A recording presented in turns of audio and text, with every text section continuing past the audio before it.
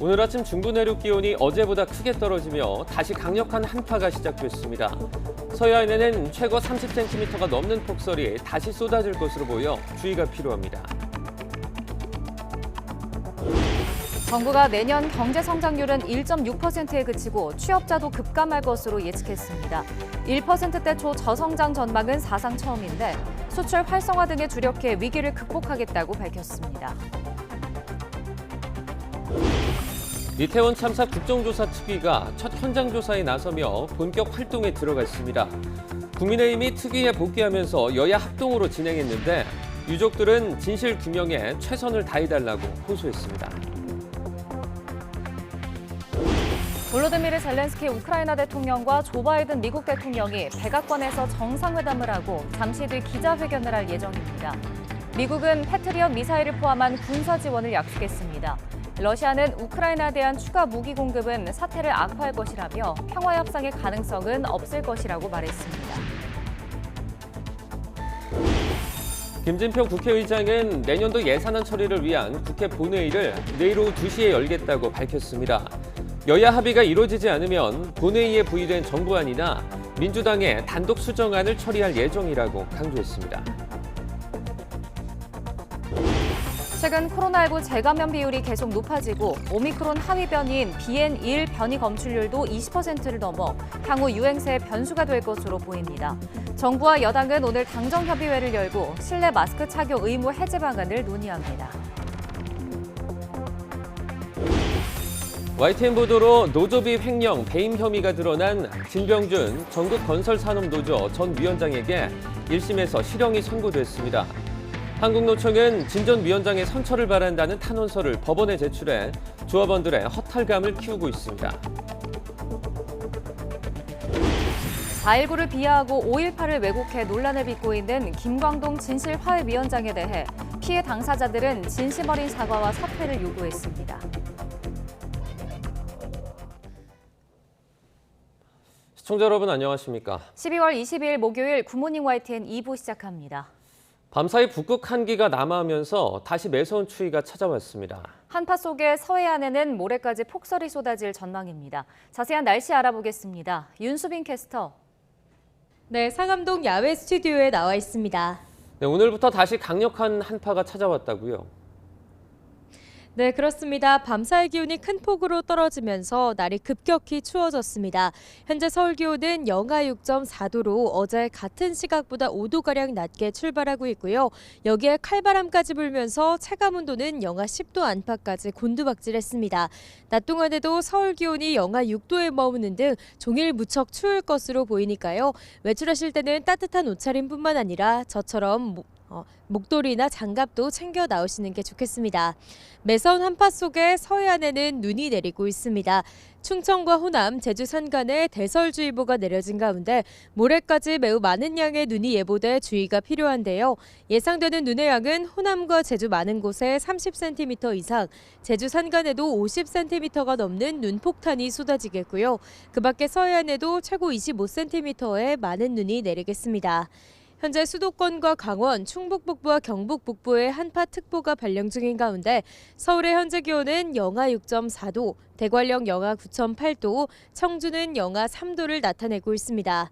낮 동안에도 찬바람이 체감온도를 끌어내리겠습니다. 오늘 낮 기온 서울 영하 6도, 대전 영하 2도, 대구 0도, 광주는 영하 1도가 예상됩니다. 주말까지 한파가 이어지는 가운데 금요일인 내일은 서울 아침 기온이 영하 14도까지 떨어지는 등 올겨울 가장 추운 날씨가 찾아올 전망입니다. 추위 속에 내린 눈이 얼어붙어 도로 살얼음이 발생할 가능성이 무척 높습니다. 운전하신다면 속도를 줄이거나 차간 거리를 넉넉히 두는 등 안전운전 해주시고요. 보행자도 미끄럼 사고에 각별히 유의해 주시기 바랍니다. 지금까지 서울 상암동에서 YTN 윤수빈입니다. 한파가 심할 때는 날씨가 맑더니 추위가 풀리자 곳곳에 눈이 쏟아졌습니다. 영상권으로 올랐던 기온은 오늘 아침 또다시 급강했는데요. 극과 극으로 가는 변화무쌍한 날씨의 원인을 김진두 기자가 분석해봤습니다. 2000년대에 접어들면서 이례적으로 강한 겨울 한파가 나타났습니다. 북극 한파로 불린 현상의 원인은 바로 온난화입니다. 북극의 기온이 상승하자 극지방에 한기를 가두고 있던 극제트가 약해지면서 한기가 중위도까지 밀려 내려온 것입니다. 12월 시작부터 나타난 한파, 그리고 일주일째 이어진 두 번째 한파도 북극 한기가 원인이었습니다. 특히 확장한 한기 바로 오른쪽으로 상층 고기압이 강하게 저지선 역할을 하는 블로킹 현상이 나타나며 한파가 오래 이어지고 있습니다. 한기가 빠져나가지 못하고 계속 쌓이며 추위가 더 심해지고 길어지는 것입니다. 완전히 고기압으로 막혀 있고 우리나라 북쪽 고위도 지역에는 찬 공기를 동반한 전리저기압이 있기 때문에 계속해서 우리나라 쪽은 찬 공기가 유입되고 한파가 조금 누그러지면 눈구름이 내륙으로 들어오며 서울에도 많은 눈이 쏟아집니다. 반대로 한파가 심하면 서해안과 제주도에 폭설이 쏟아지지만 서울은 맑은 날씨를 보입니다. 다시 북극 한파가 시작되며 서울 하늘이 밤사이 맑게 개는 이유입니다. 기상청은 이번 휴일까지는 북극 한파와 블로킹 현상이 계속될 것으로 보고 있습니다. 이후 날씨는 유동적이지만 예년보다 이례적으로 추운 12월이 될 가능성이 커 보입니다. YTN 김민우입니다. 곳곳에 많은 눈이 내린 가운데 눈길 미끄러짐 사고 등 교통사고 20여 건이 발생했습니다. 중앙재난안전대책본부는 경기 여주 탱크로리 전복 사고와 대전 지하차도 사고 등 어젯밤 11시까지 집계된 교통사고는 26건이라고 밝혔습니다. 또 항공기 16편이 결항했고 여객선은 여객 6개 항로 7척의 운항이 중단됐으며 지방도로도 22곳이 통제됐다고 설명했습니다.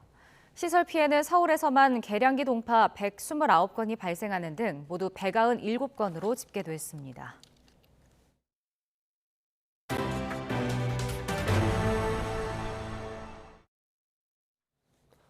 이태원 참사 진상규명을 위한 국정조사 특위가 첫 현장 조사에 나서며 본격적인 활동에 들어갔습니다. 우여곡절 끝에 국민의힘이 특위에 복귀하면서 여야 합동으로 진행했는데 현장을 찾은 유족들은 진실규명에 최선을 다해달라고 호소했습니다. 오민주 기자입니다. 여야 국조특위 위원들은 현장 조사에 앞서 녹사평역에 마련된 임시 분향소를 찾았습니다. 이태원 참사 국조특위가 닻을 올린 지 27일 만입니다. 여야가 힘을 합해서 진실을 잘 규명하고 또 책임 소재를 규명하면서 재발 방지 대책을 만드는 국정조사가 될 수 있도록 최선을 다하겠습니다. 좀처럼 속도를 내지 못했던 국정조사를 노심초사 바라보던 유족들은 철저한 진실규명을 촉구했습니다. 진실규명! 국정조사! 진실규명! 국정조사! 왜 이리 늦었느냐며 항의하던 일부 유족은 결국 실신의 병원으로 옮겨졌습니다. 지금 너무 늦었잖아요. 이제 사과 받는 것도 싫고 지금 와서 진실규명? 웃기는 거 아닌가요? 유족들 지금까지 장례치느라고 정신없어. 이제 한 달 넘으니까 겨우 약 올리는 것도 아니고. 참사 현장을 둘러보며 경찰과 소방으로부터 당시 상황을 보고받은 특위위원들은 이태원 파출소와 서울경찰청을 잇따라 방문했습니다. 신고 대응과 근무 현황 등을 위주로 따져 물었는데 특히 당일 저녁 긴급 상황 최고 단계인 코드 제로가 발령됐는데도 부실 대응했던 이유를 집중 파고들었습니다. 21시경에는 코드 제로로까지 부여를 한 사항입니다.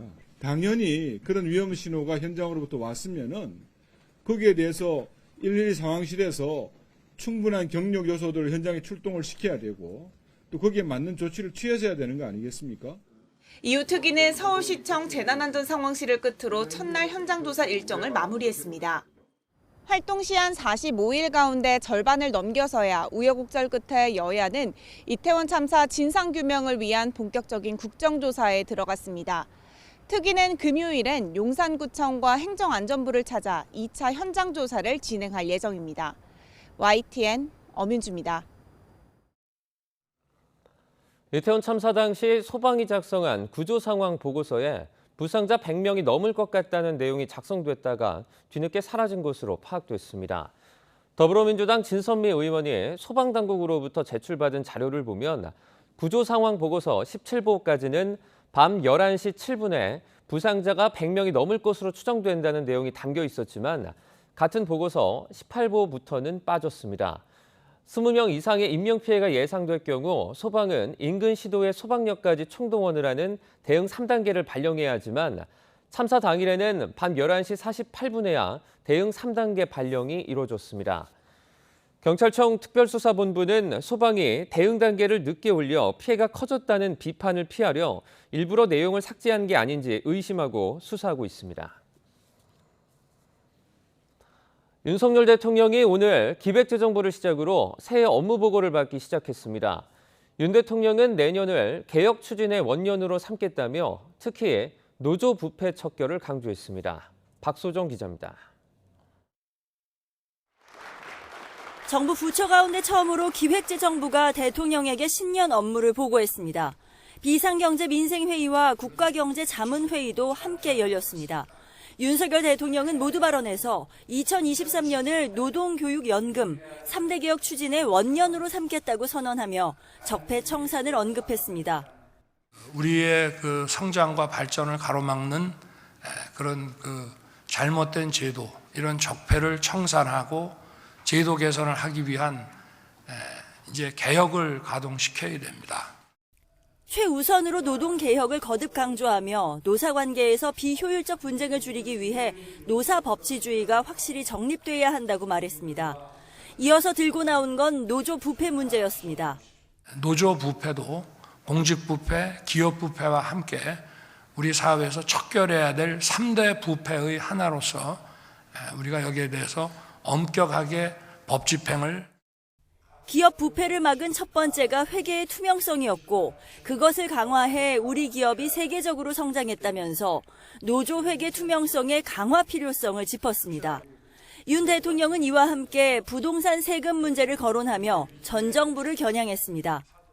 과거에 이념적으로 부동산 문제를 다루는 사람들은 일가구 다주택에 대해서 아주 중과세를 하는 것이 윤리적으로 맞다고 생각합니다마는 다주택자에게 세금을 많이 물리면 그만큼 임차인에게 전가된다며 내년에 더 적극적으로 세제 감면을 추진해야 한다고 역설했습니다.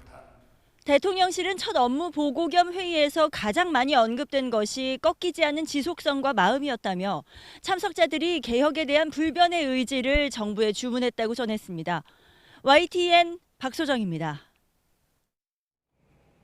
내년도 예산안 처리를 위한 국회 본회의가 내일 오후로 다시 잡혔습니다. 김진표 국회의장은 어제 입장문을 내고 내년도 예산안을 처리하기 위한 국회 본회의를 내일 오후 2시에 열겠다고 밝혔습니다. 김 의장은 여야 합의가 이루어지면 합의안을, 그렇지 않으면 본회의에 부의된 정부안이나 민주당의 단독 수정안을 처리할 예정이라고 강조했습니다. 하지만 내년도 예산안 처리를 위한 여야 협상은 막바지 진통을 거듭하고 있습니다. 국민의힘과 더불어민주당은 쟁점 가운데 하나인 법인세 최고세율 인하 문제는 어느 정도 접점을 찾은 것으로 알려졌지만 행정안전부 경찰국과 법무부 인사정보관리단 예산을 놓고는 이견을 좁히지 못하고 있습니다. 국민의힘 주호영 원내대표는 국회에서 기자들과 만나 경찰국과 인사정보관리단 예산 협상은 어느 한쪽의 결단만 남았다며 민주당의 입장 변화를 촉구했습니다. 반면 민주당 박홍근 원내대표는 민주당은 충분히 양보할 만큼 했는데 여당이 결단을 못하고 있다면서 하염없이 대통령 입만 쳐다보면서 이제나 저제나 하면 어떻게 하느냐고 반문했습니다. 최근 코로나19 재감염 비율은 물론 BN.1 변이의 검출률도 커지고 있습니다. 실내 마스크 해제 기준 발표를 하루 앞두고 BN.1 변이 확산이 변수로 떠오르고 있습니다. 보도에 김평정 기자입니다. BA.5는 지난 7월 말 검출률 50%를 넘으면서 국내 우세종이 됐습니다. 그 뒤로 넉 달 넘게 우세종 자리를 지켜왔는데 지금은 상황이 바뀌고 있습니다. 최근 4주 동안 검출률이 꾸준히 줄어 이달 둘째 주에는 52%까지 내려왔습니다. 그 사이 BN.1 변이가 점유율을 높이며 20% 선까지 올라왔습니다. BN.1은 켄타우로스로 불린 BA.2.75의 세부 계통으로 면역 회피 능력이 좀 더 큰 것으로 평가됩니다. 면역 회피 능력이 BA.2.75 대비해서 다소 증가하는 것으로 나타나서 면역을 피해갈 수가 있습니다. 현재의 유행 추세에 대해서는 그 BN.1의 확산이 다소 영향을 미치는 것으로 저희가 보고 있습니다. 코로나19에 2번 이상 걸리는 재감염 역시 유행 규모를 키우는 원인으로 지목되는데 이달 첫째 주에는 그 비율이 16%에 육박했습니다. 재감염이 증가하는 동안 주간 하루 평균 신규 환자는 지난달 말 5만 3천 명에서 이달 둘째 주 6만 5천 명으로 늘었습니다. 유행 증가세가 계속되면 이르면 내년 1월 말로 예상되는 실내 마스크 완화 시점이 늦춰질 수 있습니다. 최근 기온이 급락하면서 실내 활동이 많아지고 연말 모임 증가 등으로 개인 간 접촉도 늘면서 이번 재유행의 진행 양상을 예단하기가 어렵습니다. 정부는 BA5와 BN1 등 현재 검출되는 바이러스들이 오미크론 하위 변이인 만큼 오미크론을 기반으로 개발된 이가 백신을 접종하면 중증화 위험을 낮출 수 있다고 강조했습니다. 또 효과적인 항체 치료제가 있는 만큼 충분히 대응할 수 있다며 앞으로 BN1의 확산 상황을 예의주시하겠다고 밝혔습니다. YTN 김평정입니다. 정부와 여당이 오늘 당정협의회를 열고 실내 마스크 착용 의무 해제 방안을 논의합니다. 오늘 국회에서 개최되는 회의에는 국민의힘 정진석 비상대책위원장 등 당 지도부와 조규용 보건복지부 장관, 지역 및 질병관리청장 등이 참석합니다. 정부는 당정협의 결과를 바탕으로 내일 중앙재난안전대책본부 회의에서 마스크 착용 지침에 관한 세부 내용을 발표할 예정입니다.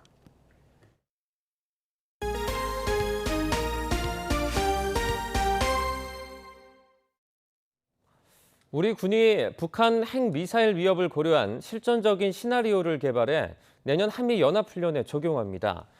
대규모 연합상륙훈련을 비롯해 지난 정부에서 중단된 과거 독수리 연습을 사실상 부활하는 등 전반기에만 20여 개를 집중적으로 시행한다는 방침입니다. 한현희 기자입니다. 4년 만에 한반도로 출격한 현존 최강 전투기 F-22 랩터와 전략폭격기 B-52. 북한 김여정 노동당 부부장이 대륙간 탄도미사일의 정상각도 시험 발사를 시사한 직후 모습을 드러내며 북한에 묵직한 경고의 메시지를 보냈습니다. 새해에는 이런 미국의 전략자산 전개가 더 활발해질 전망입니다. 국방부가 지난 한미안보협의회의에서 약속했던 상시 배치에 준하는 수준의 전략자산 전개 등 미국의 확장 억제 실행력을 실질적으로 강화하는 것을 내년 국방 운영의 중점 사안으로 두기로 한 겁니다. 이런 실행력 강화 기조의 연장선상에서 국방부는 고도화된 북한의 핵미사일 위협을 고려한 실전적 연습 시나리오를 개발하고 내년 전반기 연합연습과 연계해 연합 야외 기동 훈련의 규모와 종목도 늘리기로 했습니다. 2018년 이후 중단된 쌍용 연합 상륙 훈련을 재개하는 등 20여 개 한미 연합 훈련을 과거 독수리 연습 수준으로 집중 시행한다는 겁니다. 문재인 정부에서 중단된 독수리 연습이 사실상 5년 만에 부활하는 셈인데 북한이 최근 강대강 대응 전략을 보이는 만큼 거센 반발이 이어질 것으로 보입니다. 정면 돌파의 차원에서 하나하나 대부분의 그 훈련에 대해서 반응하는 방식으로 상당히 과감하게 아마 행동할 가능성이 높다. 특히 자신들의 훈련용 목적과 대응용 목적, 또 과시용 목적을 혼합해서 상당히 그 공세적으로 아마 국방부는 또 한국형 삼축체계 능력 확충을 위해 내년부터 고위력, 초정밀 타격 능력 향상을 위한 투자도 늘리기로 했습니다. 이와 함께 한국형 삼축체계 운용을 지휘할 전략사령부는 내년 1월 합동참모본부 핵 대량 살상무기 대응본부 신설을 시작으로 2024년까지 단계적으로 추진하겠다고 설명했습니다. YTN 한현입니다. 반미 공동전선을 형성한 중국과 러시아가 타이완 주변 해역에서 대규모 군사훈련에 돌입했습니다. 꼬리에 꼬리를 무는 무력 시위에 한반도를 비롯한 동북아시아엔 안보 한파가 몰아치고 있습니다. 베이징에서 강정규 특파원입니다. 합동함대를 구성한 중국, 러시아 해군이 실탄 사격과 봉쇄 연습을 벌입니다. 2012년부터 양국에서 번갈아 진행해온 연례훈련으로 올해엔 중국 동부 저장성 앞바다에서 일주일 동안 펼쳐집니다. 타이완과 불과 300km 떨어져 있고 일본 난세이 제도와도 지척입니다. 최근 미국의 타이완 무기 수출, 일본의 반격 능력 보유 선언에 대한 견제로 풀이되는 이유입니다. 실제 중국은 항모전단을 오키나와 해역에 보내 무력 시위를 벌인 데 이어 관영지를 통해 일본의 군비 증강은 재앙의 씨앗이 될 것이라고 독서를 퍼부었습니다. 靠渲染中国威胁为自身强军扩武寻找借口的图谋是不可能得逞的。 최근 F-22 스텔스 전투기와 B-52 전략 폭격기를 동원한 한미연합 공중훈련과도 각이 섭니다. 표면적으로는 북한에 대한 경고였지만 그 너머 중국과 러시아를 겨냥한 측면도 있었기 때문입니다. We also have the B-52, which is both conventional and nuclear capable. But I'm confident that we continue to maintain the bomber capability that we need to deter adversaries. 우크라이나 전쟁이 교착 상태에 빠지면서 푸틴 실각설까지 놔두는 마당에 군사적 밀월 관계를 과시한 중국과 러시아. 훈련 개시와 동시에 푸틴의 최측근인 메드베데프 전 러시아 대통령이 베이징에 날아와 시진핑 주석과 깜짝 회담을 열기도 했습니다. 维护国际和地区和平稳定的决心能力，进一步深化中俄新时代全面战略协作伙伴关系。 한미일 대 북중러, 꼬리에 꼬리를 무는 무력 시위에 동북아시아엔 한치 앞을 가늠하기 어려운 안보 한파가 휘몰아치고 있습니다. 베이징에서 YTN 강정규입니다. 러시아 침공을 받고 있는 우크라이나 젤렌스키 대통령이 전쟁 발발 이후 첫 해외 방문으로 미국을 찾아 정상회담을 했습니다. 바이든 대통령은 패트리엇 미사일을 포함한 대규모 군사 지원을 약속했고 젤렌스키 대통령은 미국의 지원에 감사를 표하며 훈장을 전달했습니다. 워싱턴에서 권준기 특파원입니다. 백악관에 도착한 젤렌스키 우크라이나 대통령을 맞는 바이든 대통령 내외. 젤렌스키는 전시복장 그대로 국방색 스웨터와 카고 바지를 입었습니다. 정상회담에 앞서 젤렌스키 대통령은 바이든 대통령 리더십에 감사를 표하며 영웅 훈장을 건넸습니다. said, give it to very brave president, and I want to give you that is the cross for military merit. 바이든 대통령은 이라크전에 참전했다 암으로 숨진 아들 얘기를 꺼내며 미군의 전통인 기념주화를 전달하겠다고 화답했습니다. My son who fought in Iraq, they have what they call a command coin. You've seen those coins we have in the battlefield. I will make sure that he gets one of those. 바이든 대통령은 300일 동안 러시아의 잔혹한 공격을 견뎌낸 우크라이나인들의 용기에 경의를 나타냈습니다. 그러면서 패트리엇 요격 시스템을 포함한 18억 달러, 우리 돈 2조 3천억 원 규모의 군사 지원을 약속했습니다. We're going to continue to strengthen Ukraine's ability to defend itself, particularly air defense, and that's why we're going to be providing Ukraine with Patriot missile battery. 바이든 대통령은 타임지 선정 올해의 인물로 선정된 젤렌스키를 위대한 리더로 추켜 세우기도 했습니다. 언론들은 이번 젤렌스키 방문이 휴전론이 부상하는 가운데 이뤄진 점을 주목했지만 미국 정부가 우크라이나의 평화회담을 압박하진 않을 것으로 관측했습니다. 곧 2년째로 돌입하는 전쟁이 교착 상태에 들어갈 거란 전망이 우세한 가운데 이번 젤렌스키 방문은 전쟁 장기화에 필요한 미국의 지원과 물량 확보를 위한 것으로 해석되고 있습니다. 워싱턴에서 YTN 권윤기입니다. 블라디미르 푸틴 러시아 대통령이 젤렌스키 우크라이나 대통령이 미국을 방문하는 시점에 또 한 번 핵카드를 꺼내들었습니다. 푸틴 대통령은 국방력 강화 계획을 밝히면서 최측근을 중국 특사로 보내는 등 전쟁에서 물러설 뜻이 없음을 분명히 했습니다. 보도에 김선희 기자입니다. 우크라이나 침공 이후 자국 영토 방어를 위해 핵무기를 쓸 수 있다고 위협해왔던 푸틴 대통령. 볼로드미르 젤렌스키 우크라이나 대통령이 전격 미국을 방문하는 시점에 다시 핵카드를 꺼내들었습니다. Будем продолжать поддерживать боеготовность и совершенствовать боеготовность ядерной триады.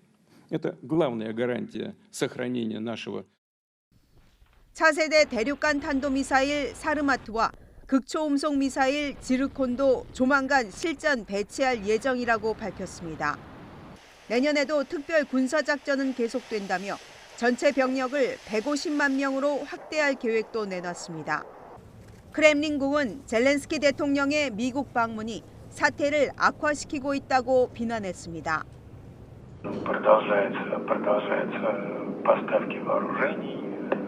Расширяется номенклатура поставляемых вооружений. Все это, безусловно, ведет. 젤렌스키 대통령이 미국 방문길에 오른 날 푸틴 대통령은 최측근을 중국에 보냈습니다. 드미트리 메드베데프 러시아 국가안보회의 부의장은 베이징에서 시진핑 중국 국가주석과 만나 평화회담의 필요성에 공감했습니다. 또 양국 해군의 동중국해 합동훈련이 시작된 가운데 전략적 협력 강화에도 뜻을 같이 했습니다. Обсудили международные вопросы, включая, безусловно, конфликт на Украине.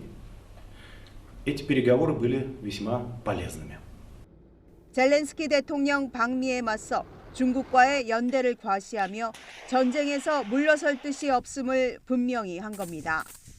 러시아가 우크라이나를 침공한 지 300여일째, 양국은 각각 중국과 미국과의 전략적 협력 관계를 다지며 본격적인 장기전에 대비하고 있습니다. YTN 김선입니다.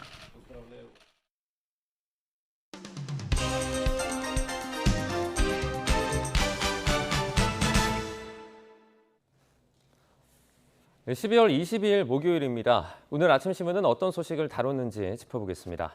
이현웅 아나운서가 주요 내용 정리해왔습니다. 어서 오세요. 안녕하십니까. 첫 번째 기사입니다. 네, 이제 오늘을 포함해서 올해가 딱 열흘 남았습니다. 연말 휴가 들어가는 기업들이 많아졌다고요? 네, 그렇습니다. 조선일보 일면을 보면 주요 대기업들이 종무식을 생략하고 긴 연말 휴가에 들어간다는 내용 실려 있었습니다. 이런 기업들은 연말 인사나 조직 개편, 또 신년사 발표를 앞당겨서 진행했고요. 한 해의 마지막 날 진행하던 종무식도 생략하기로 했는데 빠른 곳은 이번 주 금요일까지만 근무를 하고 다음 주에는 휴가를 쓰도록 해서 이번 주 토요일부터 내년 1월 1일까지 9일 동안 쉴 수 있도록 하고 있습니다. 이 기사에서는 일과 삶의 균형을 중시하는 최근의 사회적 분위기와 맞물려서 이렇게 연말 장기 휴가가 확산하고 있다고 했는데요. 이에 대해서 한 재계 관계자는 연말에는 분위기가 어수선하기 때문에 근무 효율성이 떨어진다. 휴가를 가는 것이 비용 절감 측면에서 효과적이다. 이렇게 말하기도 했습니다. 한편 어려워진 경제 상황에 비상경영 체제로 들어간 기업도 있기 때문에 연말 분위기는 다소 엇갈리고 있었습니다. 한편 사회적 거리두기가 없는 첫 연말을 앞두고도 이태원 참사나 코로나 재확산 등으로 인해서 연말 분위기는 다소 잠잠하다고 전했는데요. 크리스마스나 해넘이, 해돋이 등 대형 행사들이 곳곳에서 취소되거나 축소됐고 크리스마스 때 많은 사람들이 찾았던 명동 거리의 노점상도 오는 24일 단체로 휴업하기로 결정했다고 합니다. 또 시민들 자체적으로도 연말 모임을 줄이는 분위기라고 하고요. 이에 따라서 또 연말 기부도 작년보다는 적게 모금이 되고 있어서 다소 주춤하는 분위기라고 전하고 있었습니다. 네, 이제 즐거워야 할 연말인데 여러 정황상 즐기지 못하는 분위기 같아서 조금 아쉬운 마음이 드네요. 다음 기사입니다. 네, 사진을 보니까 여러 사람들이 눈을 함께 치우고 있는 그런 모습이 보입니다. 지금 최근 며칠간 눈이 참 많이 왔는데요. 여러 사고들이 있었죠. 네, 맞습니다. 어제 오후 6시 기준 28곳의 지방도가 통제됐고요. 항공기 여러 채 뜨지 못하거나 일정이 지연됐고 여객선 역시도 운행을 중단하는 경우 있었습니다. 네. 그리고 사람들이 대중교통으로 많이 몰렸는데요. 큰 불편을 겪기도 했고 김포도시철도에서는 인파에 눌린 한 명이 호흡곤란으로 병원에 실려가기도 했습니다. 지금은 눈이 그친 곳이 많은데요. 그래도 서해안 지역 등은 주말까지 또 많은 눈이 예보돼 있기 때문에 계속해서 기상 상황 잘 확인할 필요가 있겠습니다. 한편 경향신문에는 눈이 얼어붙지 않도록 뿌리는 제설제에 대한 오해와 진실을 다루는 기사가 실려 있었는데 먼저 제설제가 반려견에게 화상을 입히거나 발을 약하게 만들 수 있다는 이야기, 이런 얘기가 돌고 있는데 혹시 들어보신 적 있으십니까? 네, 들어본 것 같습니다. 네, 제설제 염화칼슘 성분이 반려견의 발을 건조하게 만든다거나 네. 제설제를 씻어낼 때 물에 녹으면서 온도가 올라가 화상을 입을 수 있다라는 소문인데요.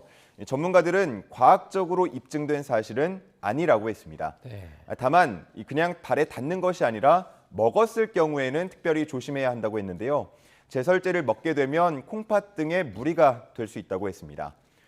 그리고 제설제는 차량 하부 부식 속도를 촉진시킬 수 있기 때문에 전문가들은 세차를 할 때마다 하부 세차를 함께 하는 게 좋다고 조언하고 있었고요. 제설제에 든 염분으로 인해서 가로수에 수분이 충분히 공급되지 못해서 가로수의 성장을 가로막거나 또 심할 경우에는 죽게 만들 수 있다는 내용도 함께 있었습니다. 네, 다음 기사입니다.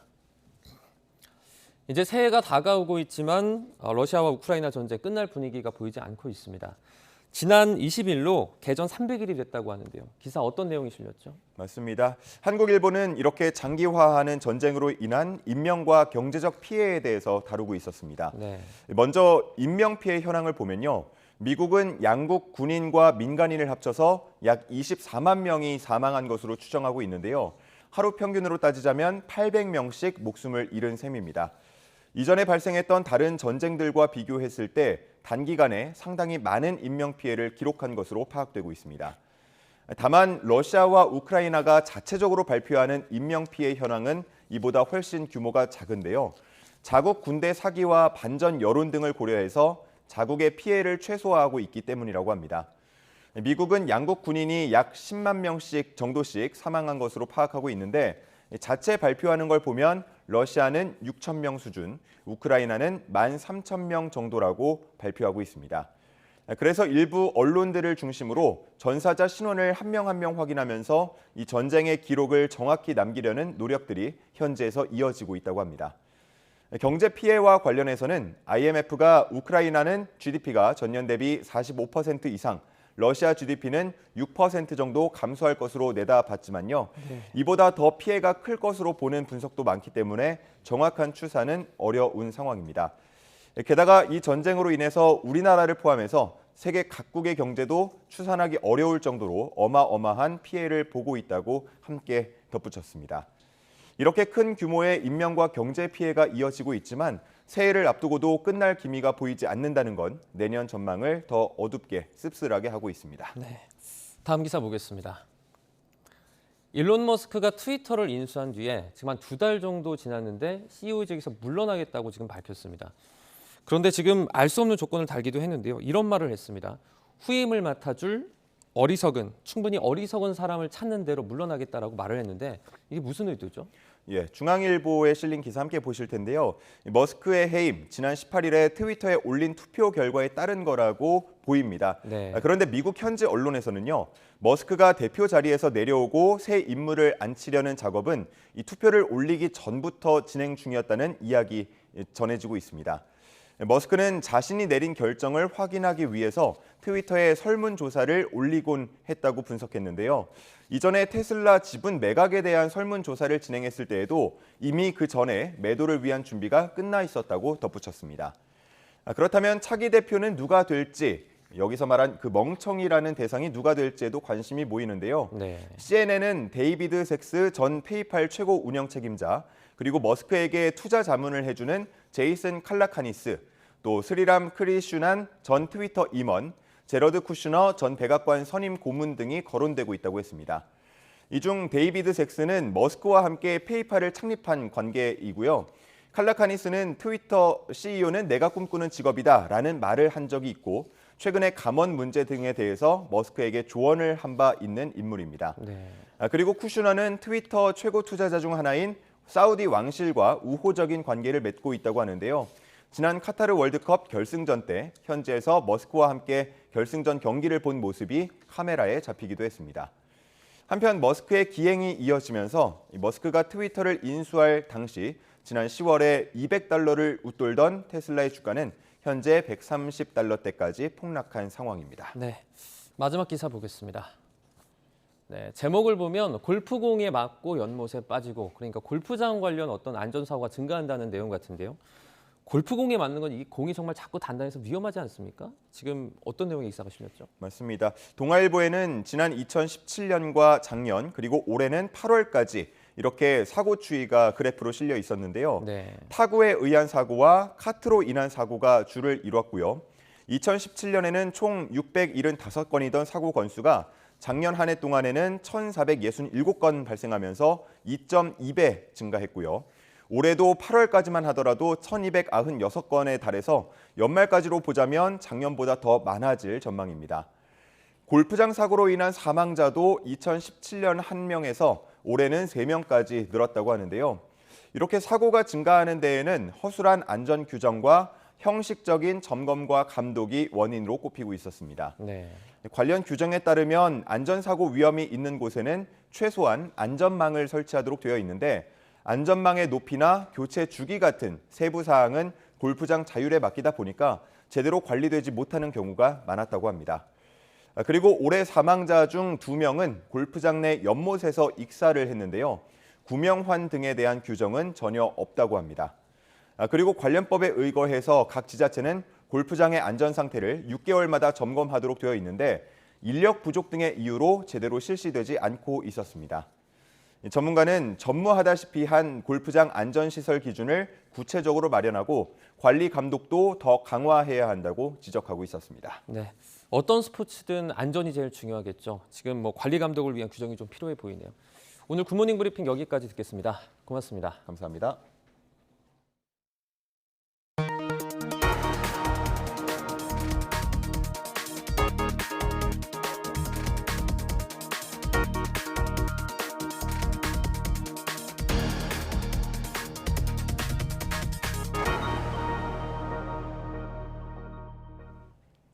(4.19를) 비하하고 (5.18을) 왜곡해 논란을 빚고 있는 김광동 진실화해위원장을 두고 피해 당사자들이 직접 입을 열었습니다.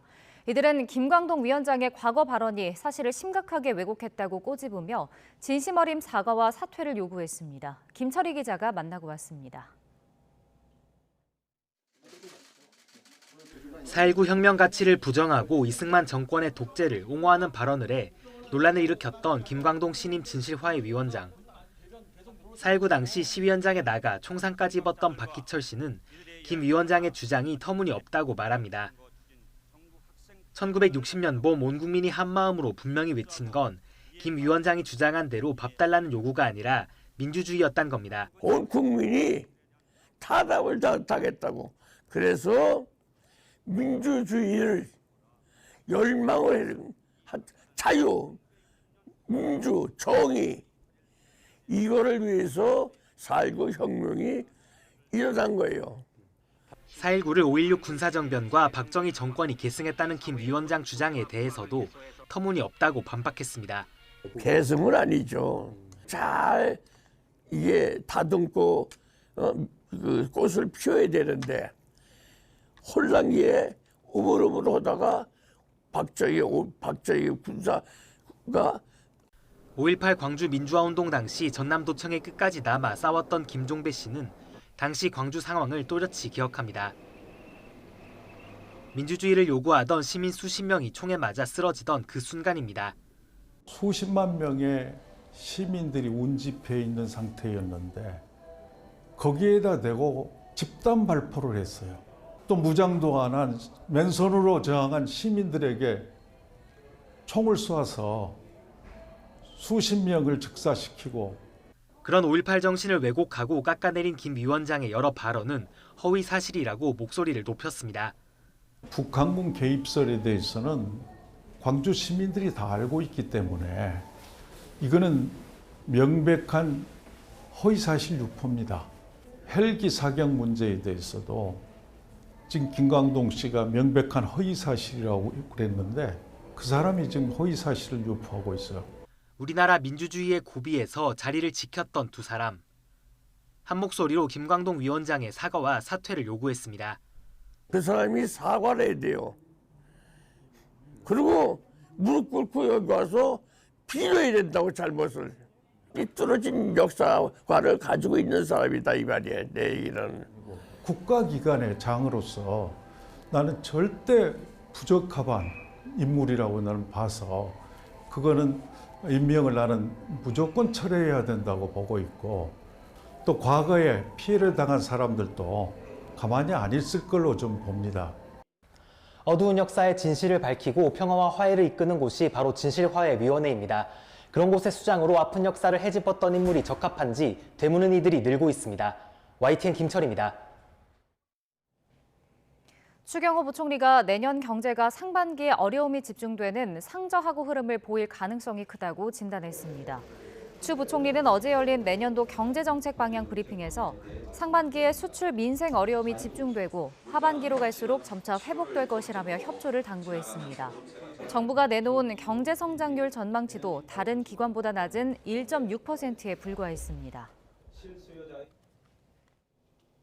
오늘부터 다시 강력 한파가 찾아왔습니다. 현재 서울 기온은 영하 7.1도로 어제 같은 시각보다 6도가량 낮고요. 체감온도는 영하 13도 안팎까지 곤두박질했습니다. 내일은 한파의 기세가 더 강해집니다. 내일 서울 아침 기온은 영하 14도까지 떨어지면서 올겨울 가장 추운 날씨가 찾아올 것으로 보이니까요. 추위 대비 철저히 해주시기 바랍니다. 매서운 한파 속에 서해안에는 다소 강한 눈이 내리고 있습니다. 충청과 호남, 제주 산간에 대설주의보가 내려진 가운데 모레까지 매우 많은 양의 눈이 예보돼 주의가 필요한데요. 예상되는 눈의 양은 호남과 제주 많은 곳에 30cm 이상, 제주 산간에도 50cm가 넘는 눈폭탄이 쏟아지겠고요. 그 밖에 서해안에도 최고 25cm의 많은 눈이 내리겠습니다. 빙판길 안전사고에도 각별히 유의해 주시기 바랍니다. 현재 수도권과 강원, 충북 북부와 경북 북부에 한파특보가 내려진 가운데 서울의 현재 기온은 영하 7.1도, 대관령 영하 10.7도, 청주는 영하 3.9도를 나타내고 있습니다. 낮 동안에도 찬바람이 불면서 종일 춥겠습니다. 오늘 낮 기온 서울 영하 6도, 대전 영하 2도, 대구 0도, 광주는 영하 1도가 예상됩니다. 주말까지 서해안에는 많은 눈이 이어지겠고요. 성탄절인 일요일 내륙은 대체로 맑은 날씨를 보이며 화이트 크리스마스를 기대하긴 어렵겠습니다. 이후 다음 주에도 예년보다 추운 날씨는 계속될 전망입니다. 지금까지 날씨 정보였습니다. 마약류를 국내로 몰래 들여와 유통하려 한 불법 체류자들이 재판에 넘겨졌습니다. 단속을 피하려고 초콜릿이나 과자 봉지, 심지어 여성 속옷까지 이용해 마약을 숨겼는데요. 이들에게서 압수한 마약만 소매가로 43억 원어치에 달하는 것으로 파악됐습니다. 나연호 기자입니다. 계단 위 현관문 앞에 상자 하나가 놓였습니다. 잠시 뒤 문을 열고 나온 태국인 남성이 상자를 집 안으로 가지고 들어갑니다. 상자 안에는 태국어로 미친 약이라는 뜻을 가진 마약 야바가 들어있었습니다. 검찰이 지난 2월 이후 광주 전남에서 압수한 신종 마약과 필로폰은 소매가 기준 43억 원에 달합니다. 갈수록 마약 밀수 단속망을 피하는 방식도 교묘해지고 있습니다. 국제소포 우편으로 온 상자에서 초콜릿을 꺼내 부수자 안에서 비닐에 쌓인 마약이 나옵니다. 평범해 보이는 커피나 과자 봉지는 물론이고 심지어 여성 속옷 안까지 마약을 넣어 국내로 몰래 들여오는 겁니다. 붙잡힌 마약 밀수 사범 대부분은 태국과 베트남 국적의 불법 체류자였습니다.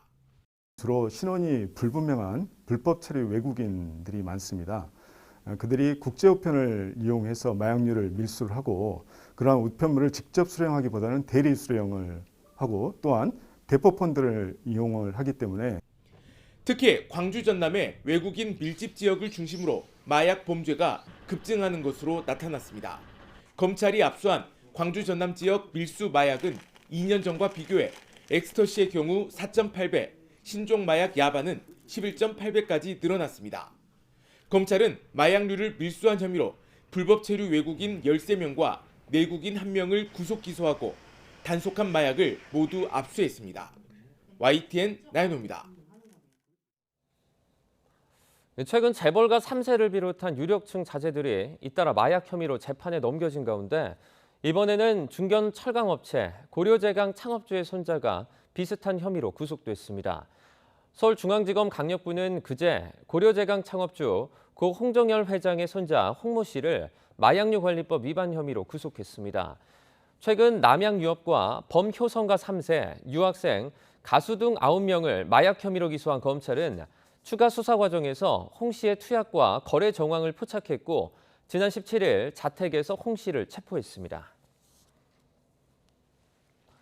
중학생들이 길 가던 40대 여성을 무차별 폭행했는데 어이없게도 아무런 이유 없이 그랬다고 합니다. 스스로 찍은 폭행 영상이 범행 증거로 남았습니다. 이윤재 기자입니다. 캄캄한 일요일 새벽 대구의 한 주택가 골목길. 중학생이 40대 여성을 향해 느닷없이 신발을 던집니다. 여성이 다시 학생들에게 신발을 집어던지자 이번에는 마치 태권도를 하듯 발차기를 합니다. 그만하라고 소리치지만 멀리서 달려와 여성을 발로 차고 여성은 도로 위에 그대로 고꾸라집니다. 신고하려고 휴대전화를 들고 돌아서는 여성을 또 때립니다. 심지어 폭행 상황을 카메라에 담은 친구는 이런 상황이 재밌기라도 한 듯 웃습니다. 이들 학생은 아무 이유 없이 길 가던 여성을 때린 거로 알려졌습니다. 피해 여성은 전치 3주 진단을 받고 치료받고 있습니다. 없는 것 같아요. 뭐 새벽에 지나가면서 이렇게 시비 걸어서 폭행이 된 것 같아요. 폭력에 이등 처벌에 관한 법률상 점이 그렇게 되고 공동폭행. 경찰은 가해 학생들이 촉법소년 나이를 넘어선 만큼 공동폭행 등 혐의로 수사하고 있습니다. YTN 이윤재입니다. 역대 최대 규모인 6조 원대 관급 입찰 담합을 벌인 국내 7대 제강사 법인과 임직원들이 무더기로 재판에 넘겨졌습니다. 검찰은 짬짬이로 손실된 국고가 6,700억 원에 달하는 것으로 보고 있는데 피해 기관을 모아 손해배상 청구 절차도 본격화할 방침입니다. 홍민기 기자입니다. 공정거래위원회가 지난 8월 7대 제강사들의 담합 혐의를 포착해 과징금을 부과하고 검찰에 고발한 전현직 직원은 9명입니다. 임원급은 없었습니다. 입찰 당일 국내 7대 제강사와 압연사의 입찰 담당자들은 대전역 인근 식당 등에서 모여 이와 같은 과정을 통해 최종 결정된 각 업체별 배분 물량과 투찰 가격을 점검하고 투찰 예행 연습까지도 하기도 하였습니다. 그러나 검찰 수사 과정에서 각 제강사 윗선들도 짬짬이에 관여한 것으로 드러났습니다. 지난달 대대적인 압수수색에 나선 검찰은 가담 정도가 큰 전현직 고위급 임원에 대해 공정위에 추가로 고발을 요청하고 각 법인과 임직원 20여 명을 무더기로 재판에 넘겼습니다. 재판에 넘겨진 법인은 현대제철과 동국제강, 대한제강 등 국내 주요 제강사 7곳이 모두 포함됐습니다. 이미 구속된 동국제강 전무 등 고위급 임원 3명을 비롯해 현대제철 전 대표이사와 대한제강 계열사 대표 등 임직원 22명이 법정에 서게 됐습니다. 이들은 지난 2012년부터 2018년까지 조달청이 발주한 철근 단가 계약 입찰에서 낙찰 물량과 가격을 짬짬이한 혐의를 받습니다. 단가 산정 근거가 되는 민간시장 철근 가격을 부풀려 제출해 입찰 기초 가격이 높게 선정되도록 했고 입찰 과정에서 물량과 가격을 사전에 합의한 뒤 그 결과를 각 회사 담당자들에게 쪽지로 공유하기도 한 것으로 조사됐습니다. 그 결과 7년 동안 진행된 입찰에서 단 한 차례도 탈락업체가 생기지 않는 등 관급 입찰 사상 최대 규모인 6조 8천억 원대 매출을 부당하게 거둔 것으로 드러났습니다. 검찰은 이 같은 짬짬이로 6,700억 원의 국고 손실을 초래한 것으로 추산하고 조달청 등과 함께 국고 회복과 재발 방지 대책도 마련하기로 했습니다. 이를 위해 조만간 담합 피해를 본 기관을 모아 공동으로 손해배상 소송을 제기하기로 했습니다. 또 허위 가격자료 제출 방지를 위해 가격자료 제출의 절차와 요건을 세분화하고 여러 공급자와 계약을 체결할 수 있도록 하는 개선안을 마련하기로 했습니다. YTN 홍민기입니다. 앞으로는 재판을 받는 피고인이 해외로 도망가도 처벌을 피하기 어려워질 전망입니다. 정부가 재판 중 국외로 도망간 피고인에 대해서도 재판 시효를 정지하는 내용의 법 개정을 추진하기로 했습니다. 보도에 김다연 기자입니다. 이른바 라임 사건의 몸통으로 불리는 김봉현 전 스타모빌리티 회장은 지난달 결심 공판을 앞두고 자취를 감췄습니다. 수사기관은 김 전 회장이 밀항을 시도한 정황을 포착하고 전국에 지명수배를 내렸지만 여전히 행방은 오리무중입니다. 문제는 실제로 재판 중 해외로 도피해 처벌을 피한 사례가 있다는 겁니다. 지난 1997년 5억 원대 사기 혐의로 재판에 넘겨진 A씨는 1년 뒤 미국으로 떠나 돌아오지 않았습니다. 대법원은 결국 재판 시효가 끝나서 처벌할 수 없다고 보고 길었던 재판에 마침표를 찍었습니다. 법에 사각지대가 있기 때문입니다. 현행법상 수사 중이거나 재판이 확정된 범인은 해외로 오래 도망 다녀도 시효가 정지돼 처벌을 피할 길이 마땅치 않습니다. 하지만 재판 중인 피고인에 대한 규정은 별도로 없습니다. 지난해 재판 중 잠적으로 구속영장이 발부된 경우는 1,700여 건으로 최근 불구속 재판이 확대되면서 재판 불출석 사례도 늘어나는 추세입니다. 그러나 앞으로는 재판을 받는 피고인이 처벌을 피하고자 해외로 도주해도 소용이 없어질 전망입니다. 법무부는 재판 중에 도피한 경우에도 25년인 재판 시효를 정지하는 내용의 법 개정을 추진하기로 했습니다. 법무부는 범죄자들이 반드시 법의 심판을 받을 수 있도록 법률의 공백을 메우는 취지라며 내년 1월까지 의견을 수렴해 최종 개정안을 확정할 계획이라고 밝혔습니다. YTN 김다연입니다.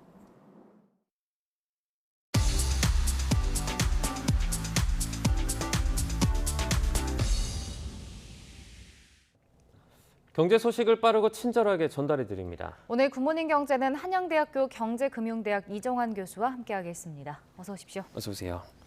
네, 정부가 내년 우리 경제 성장률이 1.6%에 그칠 것으로 예측을 했습니다. 올해 성장률인 2.5%보다도 훨씬 낮은데요. 특히 내년 상반기에 좀 이런 어려움이 겹칠 것으로 전망이 됐죠?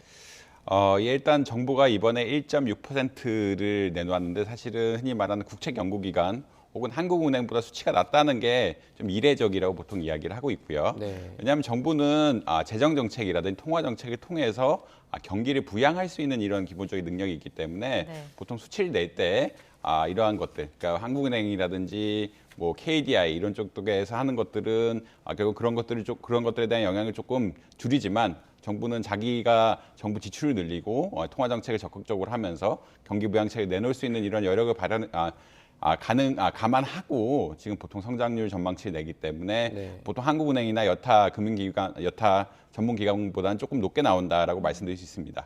그렇지만 이번엔 예외적으로 1.6%를 내면서 KDI가 1.8%를 냈고요. 한국은행이 1.7%를 냈는데 이 전망치보다 낮죠. 그 이야기는 기본적으로 정부에서 굉장히 이 상황을 현재 상황을 위중하게 생각하고 있다라는 그런 의견이 반영된 것 같고 이에 따라서 규제 개혁이라든지 혹은 정부의 정책들을 보다 적극적으로 피겠다라는 아마 의사를 표명한 것이다라고 보면 될 것 같습니다. 네.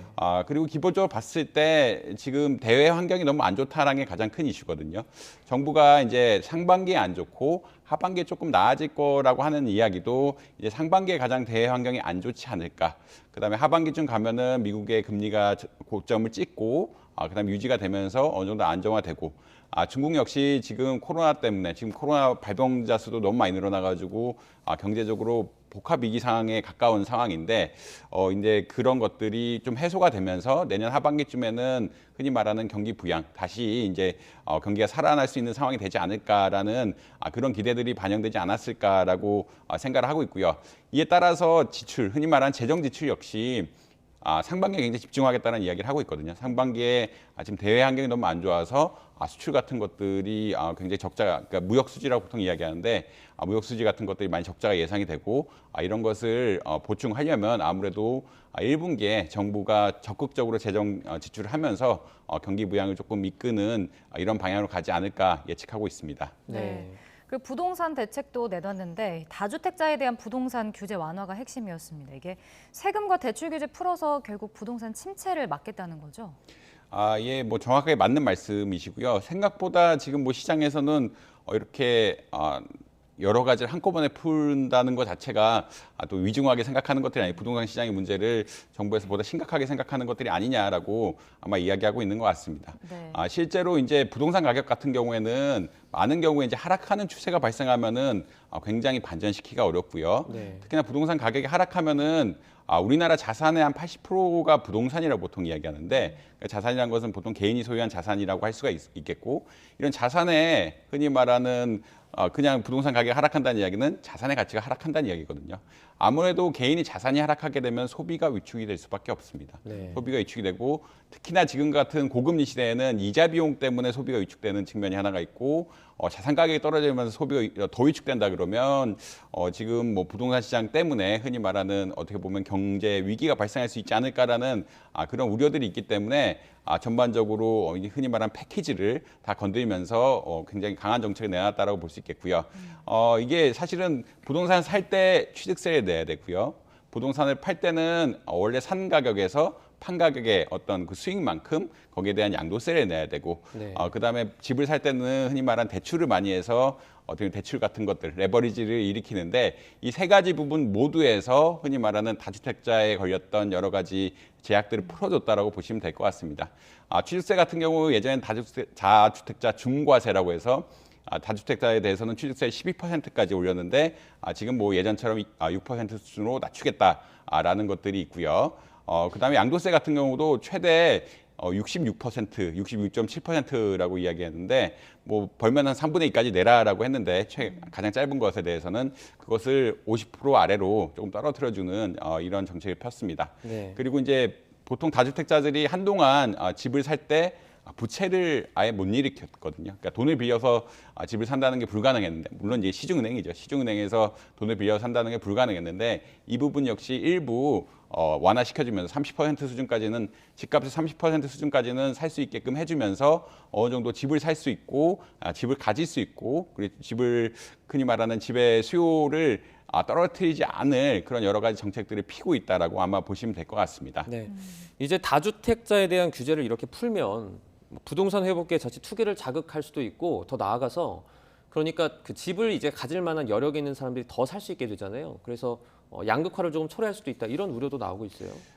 사실 뭐 정확하게 맞는 말씀인데요. 근데 지금 상황상 어느 게 더 위중하냐라는 문제거든요. 네. 집값이 굉장히 많이 올랐고 그렇지만 올 한 해 금리가 너무 예측보다 많이 오르면서 그리고 전 세계적으로 금리가 오르면서 집값이 하락한 추세로 급 반전하면서 굉장히 많이 떨어지고 있는데 사실 2008년 경우를 생각해 보면은 2008년부터 2014년까지는 값이 계속 하락했습니다. 그러니까 2008년에 효과가 거의 2014년까지 집값 하락을 유도하면서 굉장히 많이 떨어졌거든요. 그렇다는 이야기는 한번 가격이 떨어지기 시작하면은 이 추세가 뭐 5년, 6년까지 더 갈 수 있는 이런 상황이다라고 보시면 될 것 같고 아마 이 추세가 문제가 되기 때문에 결국 갑자기 이렇게 떨어지기 시작하고 특히 이것에 대한 이자 비용 부담, 주택 가격 하락도 흔히 말해 주택 가격이 하락하면 담보에 대한 가치도 굉장히 많이 하락하게 되거든요. 네. 담보에 대한 가치가 하락하게 된다는 거는 개인이 돈을 빌리기가 굉장히 어려워진다는 이야기고 개인이 돈을 빌릴 여력이 없어지게 되면은 소비가 위축이 되고 소비가 위축이 되면 경기가 또 위축이 되는 이런 효과들이 분명히 있을 수밖에 없어서 정부는 어쨌든 뭐 경착륙은 피하면서 연착륙을 하는 방향으로 가야 된다. 그리고 지금 상황이 금리가 너무 올랐기 때문에 이것을 연착륙시키려면은 굉장히 강력한 어떤 정책들을 펴야 된다라는 그런 컨센서스가 있는 것 같습니다. 그러니까 아무래도 말씀하신 대로 이제 흔히 말하는 경기 회복기에 주택 가격 오르는 거는 나중 이슈고 이게 잘못 가면은 7년, 8년 주택 가격 하락이 있고 이에 따른 부채 상환 부담에 따른 개인 파산 이런 것들 여러 가지 우려가 되기 때문에 보다 적극적으로 흔히 말하는 부동산 수요를 일으키는 정책을 폈다라고 보시면 될 것 같습니다. 네. 자, 그런가 하면 내년 물가 상승률은 3.5%로 전망이 됐습니다. 근데 지금 전기와 가스 요금 인상도 예정돼 있고 그 외 공공요금도 오를 텐데 이러면 물가 상승률 3%대가 가능할까요? 사실 이제 공공요금 인상이 아마 물가 상승률 3%를 어떻게 보면 달성하는 데 있어서 가장 어떻게 보면 위험 요인이라 보통 이야기하고 있습니다. 공공요인이 특히 이제 전기세 같은 경우 어떻게 가격이 구성되는지 보자면 일단은 한 해 동안 트렌드라고 이야기하자. 트렌드적으로 얼마나 올랐냐. 작년에 전체를 봤을 때 전기요의 원가율이 얼마나 올랐느냐 하나 보고요. 네. 그다음에 3개월간 얼마나 변동을 했느냐 이런 것들을 보고 그다음에 요새 친환경 대책이라고 이야기하죠. 탄소 감축을 위해서 얼마나 더 써야 되느냐 이런 것들에 따라서 전기요금 인상폭이 결정이 되는데 올해 사실은 그러니까 2022년에 이 작년 추세로 인해서 가격이 오른 것이 한 9.8원 정도 됐습니다. 그러니까 4월에 4.9원, 그다음에 10월에 4.9원 올리면서 그 정도 9.8원이 됐는데 그게 작년에 인상 요인이 한 20원 정도 됐거든요. 20원 정도 됐는데 한 반 정도 올려가지고 지금 뭐 9.8원 정도 올린 거고요. 올해 지금 인상 요인이 51.6원이라고 이야기하는데 그렇다는 얘기는 아마 반쯤 반영한다고 해도 물론 반보다 덜 반영할 거라고 예상을 하고 있긴 하지만 그렇지만 20원 가량은 일단 기본적으로 오르고 그다음에 추세적인 변동 요인에 따라서 더 오를 수 있는 상황이기 때문에 전기료 인상 요인이 굉장히 심각하다라고 아마 보시면 될 것 같습니다. 네. 가스 요금 역시 마찬가지로 이제 결국은 이게 워낙 변동폭이 크고 특히나 이제 가스 요금 자체가 천연가스 가격 자체가 굉장히 안정이 안 되고 있는 상황이거든요. 유가 자체는 안정이 보통 유가랑 가스 요금 같이 가지만 지금은 지정학적 리스크 때문에 특히 천연가스의 제2수출국인 러시아가 지금 수출이 막혀 있는 상황이기 때문에 천연가스 가격하고 기름 가격하고 지금 갈라져 있고요. 아무래도 천연가스 가격이 계속 올라가다 보니까 내년에도 가스 가격이 올라가지 않느냐 이런 것에 대한 우려가 있고, 사실 이러한 것들은 전기요금, 가스요금 같은 것들은 흔히 말하는 기저요금이죠. 기저요금이라고 하는 거는 모든 생산에 기본이 되는 요금이기 때문에 이런 것들이 반영이 된다 그러면 전기를 쓰는 모든, 그리고 가스를 쓰는 모든 기업들의 가격이 올라갈 수밖에 없습니다. 근데 이제 이런 것을 하지만 뭐 정부에서 이렇게 3%대를 예측하는 것은 아무래도 유가가 비교적 안정적인 선에서 움직일 것 같다라는 예측이 하나 있고, 그다음에 경기 침체가 되면은 아무래도 물가 상승폭이 줄어들 수밖에 없거든요. 네. 내년 상반기에 좀 험난한 시간이 되지 않을까라고도 많이 예측을 하고 있는데, 이 험난한 시간을 하면서 서비스 물가라든지 이런 것들이 좀 떨어지지 않을까라는 이런 기대들이 반영을 하면서 전기료라든지 가스료의 인상요금, 그리고 올해 올리지 않았던 공공요금, 버스 요금이라든지 택시 요금이라든지 이런 것들이 내년 인상이 되어 있긴 한데, 뭐 수요 감축, 흔히 말하는 올해 금리를 올렸고 이런 것에 대한 수요 감축 효과가 내년에 발생하고, 내년에 발생하면서 경기가 약간 하강하는 그런 효과에 따라서 인플레이션이 안정되지 않을까, 그러니까 3%대에 안정되지 않을까라는 예측이 내놓은 것 같습니다. 네. 듣다 보니까 오르는 게 참 많은데 보험료도 오릅니다. 실손보험료가 내년에 오르는데 평균 8.9%라 그래요. 이게 보험업계가 소비자 부담을 고려했다고는 하는데 실제로 소비자들이 느끼는 어떤 체감은 좀 클 것 같아요. 특히 이제 이번에 3세대 보험이라고 이야기하는데 3세대 실손보험의 인상폭이 굉장히 컸죠. 근데 이제 사실은 이게 1세대, 2세대, 3세대, 4세대 이게 내용이 너무 많아서 복잡하게 생각할 수 있겠지만 뭐 간단히 말씀드리면 1세대는 보험할 때 흔히 말하는 표준약관 같은 게 없어가지고 자기 부담금이 거의 없는 시대였고요. 그래서 2세대는 자기 부담금이 생기고 3세대부터는 특약 같은 것들이 좀 쪼개지기 시작하면서 특약으로 할 수 있는 굉장히 어려운 비급여 항목하고 그렇지 않은 항목이 쪼개지고 4세대는 진짜 이제 흔히 말해서 비급여 항목들이 받으려고 그러면 비급여 항목들에 대해서 돈을 직접적으로 내야 되는 이런 상황인데, 그렇다는 얘기는 보통 1세대, 2세대들이 소비자들한테 우호적으로 가격이 흔히 말하는 책정이 돼 있기 때문에 가격이 많이 오르는 게 사실입니다. 그렇지만 3세대가 왜 가격이 많이 올랐냐면은 2017년 이후에, 그러니까 4년 만에 지금 거의 처음 오르는 거거든요. 그러니까 가격 인상 요인이 있었는데 워낙 작다 보니까, 그리고 만든 지 얼마 안 되다 보니까 유보를 하고 있다가 올해 처음 오르면서 14%라는 굉장히 많은 수치를 올랐다라고 이야기하고 있고요. 근데 이 보험료 가격 같은 것들이 어떻게 산출이 되느냐? 기본적으로 보험금을 내면은 여러분 사업비를 다 뗍니다. 사업비를 그냥 떼고 그 사업비란 거는 보험업체 수익이고요. 그 다음에 본인이 납입한 사업료를 떼고 납입한 보험료하고 얼마나 보험금 지급액이 나가느냐, 이런 것들 손해율이라고 이야기하는데 손해율이 많이 나왔다라고 이야기하고 있습니다. 최근에 뭐 뉴스가 여러 가지 나왔지만 실손보험 중에 도수치료라든지 과잉진료라든지 이런 것들이 되면서 손해율이 너무 크다. 그러니까 납입보험금 대비 지출 금액이 너무 크다라는 그런 이야기들이 계속 나오고 있어가지고 이러한 상황들, 이거는 사실은 통계적인 내용이기 때문에 납입보험금하고 실제 그다음에 지출 금액은 명확하게 나오는 것들이거든요. 그래서 이제 보험개발원 같은 데서 이런 손해율을 그 그룹별로 이렇게 산정을 하는데, 이런 것을 결국은 흔히 말하는 과잉진료 같은 것들, 이런 것들이 많이 생기면서 특히나 이 보험의 한 30% 이용하시는 분들이 거의 전체를 다 쓰고 있다고 이야기하고 있거든요. 이런 특정 계층, 특정 보험 소비자의 과잉 소비가 아마 이런 것들을 유도하지 않았나 뭐 이렇게 생각하고 있습니다. 네. 해외 증시 보겠습니다. 뉴욕 증시는 이틀 연속 상승 마감했는데 좀 간략하게 설명해 주시죠.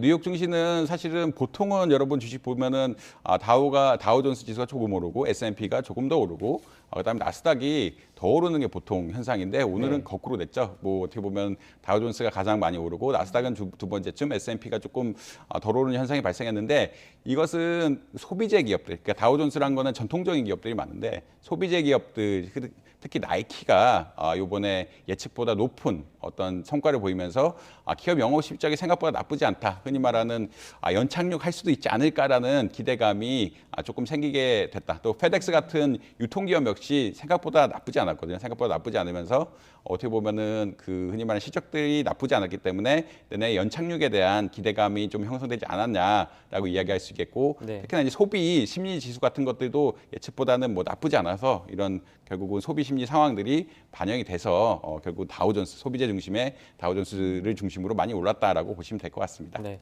지금 미국의 부동산 시장도 여전히 좋지 않다라는 소식이 들려오고 있습니다. 지금 집값도 하락세를 이어가고 있죠. 이게 이제 사실은 집값이 하락세는 사실 아니고요. 작년에 비교해 봤을 때는 올해 오르긴 올랐습니다. 근데 7월에는 작년 7월하고 비교해 봤을 때 15%가 올랐는데 지금 4%대로 떨어졌다라고 이야기하고 있는데 이것은 그만큼 그러니까 7월부터는 가격이 좀 하락하고 있는 추세다. 정점을 찍고 이제 가격 하락하고 있는 추세다라고 보시면 될 것 같고요. 아무래도 이제 미국은 보통 부동산 담보대출을 끼지 않고 집을 사는 경우가 없습니다. 근데 이제 금리가 기준금리가 4.5%가 되고 몰기지 금리 역시 8% 9% 그러니까 이게 부동산 담보대출 금리가 굉장히 많이 올라가면서 결국 집을 살 어떤 여력들이 별로 없다라는 게 사실일 것 같고 아무래도 이제 또 금리가 집이란 것은 내구재라고 보통 하는데 내구재 소비는 좀 미룰 수가 있습니다. 미룰 수가 있기 때문에 집을 좀 나중에 사려는 이런 수요들이 반영되지 않았나 이렇게 평가할 수 있겠습니다. 네, 알겠습니다. 오늘 굿모닝 경제는 여기까지 듣겠습니다. 한양대학교 이정환 교수와 함께했습니다. 고맙습니다.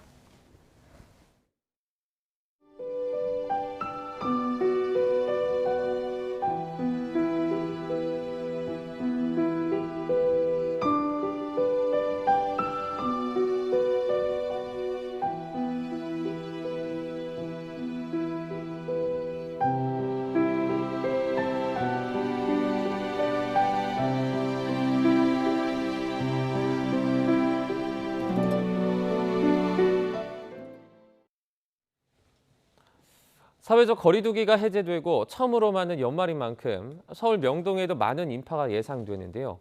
크리스마스 이브인 오는 24일 관할 지자체는 인파 대책으로 노점상 운영을 하루 중단을 결정을 했는데 이를 두고 근시안적인 인파 관리 대책이라는 지적이 나옵니다.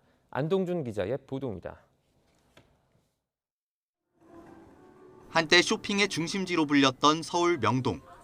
외국인 관광 코스에도 빠짐없이 들어갈 정도였지만 상권 침체에 코로나 위기까지 덮치면서 예전만 못하다는 얘기가 나왔습니다. 그나마 사회적 거리두기가 해제되면서 명동 상권은 조금씩 활기를 되찾는 분위기입니다. 여러 가지 일도 하고 오토바이도 배달도 해보고 했는데 너무 힘들어가지고 힘을 내서 다시 솔직히 나왔습니다. 마음 편해지고 아주 좋습니다 지금은. 노점상들이 몰려있는 명동 거리입니다. 이곳 노점상들도 연말 대목을 맞아 손님 맞을 준비에 분주한 모습입니다. 그런데 크리스마스 이브인 오는 24일 명동의 노점상들은 장사를 접기로 했습니다. 관할 자치구인 서울 중구청이 거리두기 해제로 올해도 40만 명 가까운 인파가 예상된다며 보행자 안전 대책으로 노점상 운영 하루 중단을 제안한 겁니다. 노점상들도 시민의 안전이 중요하다는 공감대 속에 구청의 요청을 조건 없이 받아들였지만 대목을 포기한다는 건 아쉬운 일입니다. 물론 며칠에는 타격이 있겠지만서도 그 돈보다도 사람이 안전이 우선이기 때문에 저희가 그런 걸 흔쾌히 생각하고 다 결정을 내리게 됐습니다. 이처럼 이태원 참사를 계기로 지자체와 기관마다 인파 관리 대책을 내놓고 있습니다.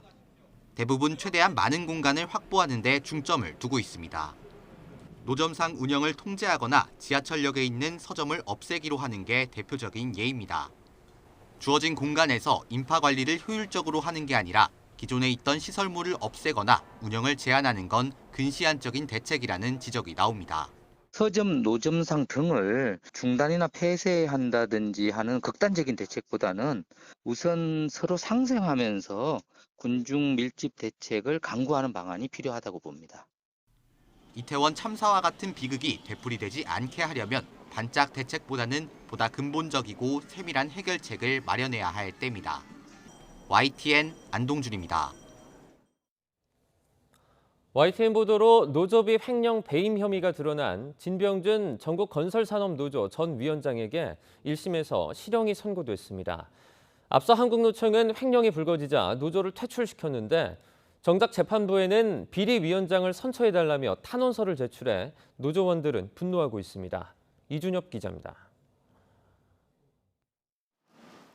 법원 정문으로 경찰관들이 우르르 들어갑니다. 후문에도 경찰이 배치됐습니다. YTN 보도로 노조비 횡령 혐의가 드러난 지 7개월 만에 진병준 전국건설산업노조 전 위원장의 1심 판결이 나오는 날, 소란과 몸싸움이 벌어질 걸 우려한 재판부가 이례적으로 질서 유지를 요청하면서 경찰 90여 명이 투입됐습니다. 삼엄한 분위기 속에서 법원은 진 씨의 유죄를 인정하고 징역 4년을 선고했습니다. 법원은 진 씨가 노조비 계좌에서 현금으로 인출하거나 허위 급여나 상여금 명목으로 빼돌린 돈이 7억 5천만 원에 이른다고 인정했습니다. 그러면서 진 씨가 조합 위원장이라는 직책을 이용해 거액의 조합 재산을 장기간 횡령했고 범행이 발각된 뒤에도 조합에 영향력을 행사하려 하거나 허위 자료를 제출하며 혼란을 부추겼다고 지적했습니다. 다만 공소 사실 가운데 일부는 무죄로 판단했고 피해액 2억 5천만 원은 갚은 점 등을 양형에 반영했다고 설명했습니다. 진 씨의 범죄로 노조원들이 받은 상처는 그러나 쉽게 치유되기 어려워 보입니다. 우선 한국노총이 위원장의 횡령을 이유로 건설산업노조를 제명하면서 채용이나 임단협 등에서 어려움을 겪고 있습니다. 그런데 한국노총은 동시에 진 씨의 선처를 바란다는 내용의 탄원서를 법원에 내기도 해서 조합원들이 허탈감을 키우고 있습니다. YTN 취재 결과 지난 6일 열린 중앙집행위원회에서 간부 한 명이 탄원서를 쓰자고 제안했고 실제로 20명이 서명한 한국노총 명의의 탄원서가 재판부에 제출된 것으로 확인됐습니다. 조합은 쫓아내놓고 퇴출의 원인이 된 비리위원장은 감싼 한국노총을 향해 조합원들은 답답함을 토로합니다. 진병준의 개인 비리임에도 조합 전체를 제명해놓고 조합비를 횡령한 진병준 위원장을 법원에 선처해달라는 것은 도둑 넘은 용수에 주되 피해자인 조합원들을 내치는 격입니다. 이런 가운데 건산노조는 최소 9년 동안 7억 7천만 원을 더 횡령한 혐의로 진 씨를 추가 고소했고 현재 관련 수사가 진행되고 있습니다. YTN 이준엽입니다. 어제 저녁 서울 봉천동에서 달리던 승합차가 꽃가기로 돌진하는 사고가 나 9명이 다쳤습니다. 밤사이 음주운전 사고도 잇따랐습니다. 나인 기자입니다. 소방 통제선이 쳐진 인도에 깨진 유리와 꽃바구니가 널브러져 있습니다. 처박힌 승합차 때문에 가게 안도 아수라장입니다. 어제 오후 6시쯤 서울 봉천동 도로에서 좌회전하던 승합차가 갑자기 모퉁이에 있는 꽃가게로 돌진했습니다. 이 사고로 꽃집에 있던 손님과 가게 앞 인도를 지나던 보행자들까지 9명이 다쳐 병원으로 옮겨졌습니다. 60대 운전자도 다쳐 치료받고 있는데 경찰은 일단 목격자 진술 등을 바탕으로 운전이 미숙해 사고가 난 것으로 보고 있습니다. 어젯밤 10시 40분쯤 경기도 화성시 안녕동에선 31살 이모 씨가 몰던 SUV 차량이 다가구 주택 입구로 돌진했습니다. 다행히 다친 사람은 없었지만 입구 유리문이 부서졌고 굉음과 진동에 놀란 주민들이 건물 바깥으로 뛰쳐나오는 소동도 빚어졌습니다. 엑셀 소리가 좀 크게 나더니 건물 좀 전체가 약간 흔들리는 듯한 그런 쿵 소리랑 같이 그래서 나가보니까 차량이 좀 문을 앞을 막고 있었고 경찰은 이 씨가 면허 취소 수준의 만취 상태에서 운전대를 잡은 것으로 보고 정확한 사고 경위를 조사하고 있습니다.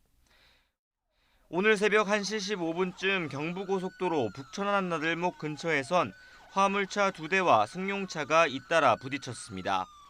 승용차가 앞서가던 23톤 화물차를 먼저 들이받았고 뒤따르던 3.6톤 화물차가 2차 사고를 피하지 못했는데 승용차에 타고 있던 20대 2명이 다쳐 병원으로 옮겨졌습니다. 역시 음주 사고였습니다. 경찰은 승용차 운전자가 술을 마시고 운전한 사실을 확인하고 국립과학수사연구원에 혈중 알코올 농도 분석을 의뢰할 예정입니다. YTN 나인입니다. 저명 과학학술지 네이처가 올해 과학계에서 큰 역할을 한 인물 10명을 선정해 발표했습니다. 제임스 웹 우주망원경 프로젝트를 담당한 과학자는 물론이고 기후변화 대응과 같이 주요 정책 발전에 이바지한 인물 등이 선정됐습니다. 보도에 최소라 기자입니다.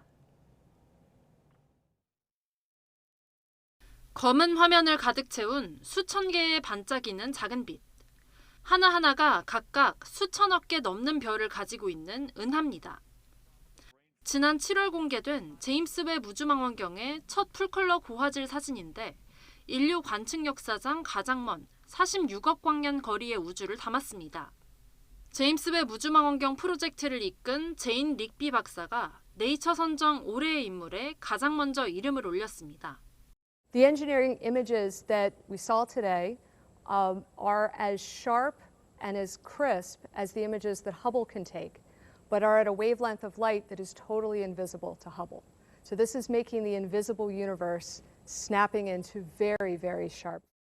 네이처는 기후위기에 대응하기 위해 노력한 이들도 주목했습니다. 지난 11월 이집트에서 열린 UN 기후변화협약 당사국 총회에서 선진국 지도자들에게 기후위기 경종을 울린 안토니오 구테르스 UN 사무총장이 그중 하나입니다.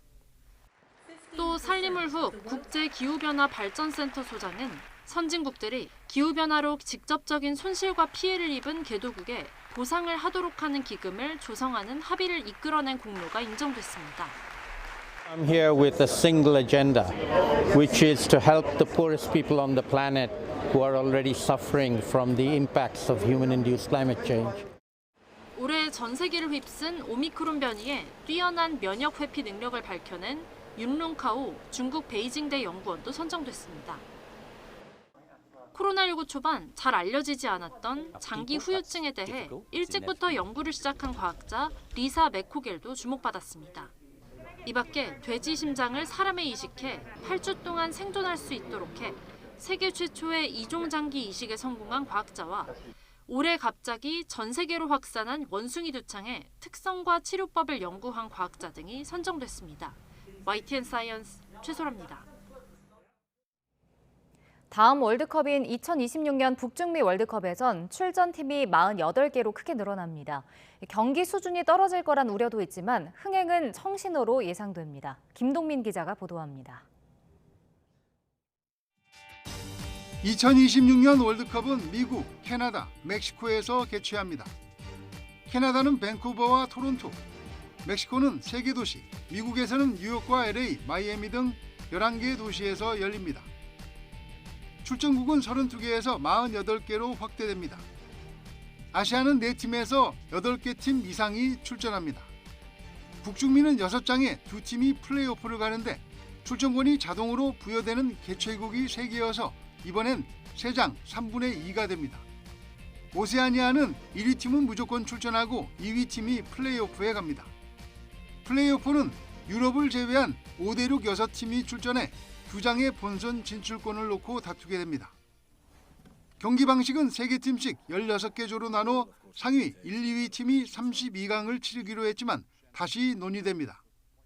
I think we have to revisit or at least rediscuss the format, whether we go for 16 groups of 3 or 12 groups of 4. This is something that will certainly be on the agenda in the next meetings. 지난 94 미국 월드컵에서는 24개 팀이 출전했는데 4팀씩 6조로 나눠 경기하고 3위 6개 팀 가운데 상위 4팀이 16강에 오르는 방식으로 경기한 적이 있습니다.